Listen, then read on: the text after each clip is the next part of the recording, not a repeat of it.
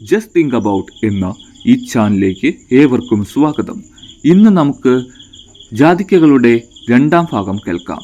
നിങ്ങൾക്കറിയുമോ, ജാതിക്ക അമിതമായ അളവിൽ ഭക്ഷണത്തിൽ ചേർക്കുന്നത് അതിൽ അടങ്ങിയിരിക്കുന്ന മിറിസ്റ്റിസിൻ എന്ന ഘടകം അമിതമായി ഉള്ളിൽ ചെന്നാൽ അത് ലഹരിയുടെ ഫലം ചെയ്യുകയും ആരോഗ്യ പ്രശ്നങ്ങൾ ഉണ്ടാക്കുകയും ചെയ്യും. അതുകൊണ്ട് ഇത് വളരെ കുറഞ്ഞ അളവിൽ മാത്രമേ ഉപയോഗിക്കാവൂ. കായിക രംഗത്തും ജാതിക്കയ്ക്ക് വളരെയധികം പ്രാധാന്യമുണ്ട്. കായിക താരങ്ങളുടെ പേശിവേദന കുറയ്ക്കാനും നീർക്കെട്ട് മാറ്റാനും ജാതിക്കയിൽ നിന്നും വേർതിരിച്ചെടുത്ത എണ്ണ വ്യാപകമായി ഉപയോഗിക്കാറുണ്ട്. ജാതിക്കയിലെ പ്രത്യേകത ഒന്ന്, ഇന്തോനേഷ്യയിലെ ബന്ദ ദ്വീപുകളാണ് ജാതിക്കയുടെ ജന്മദേശമായി അറിയപ്പെടുന്നത്.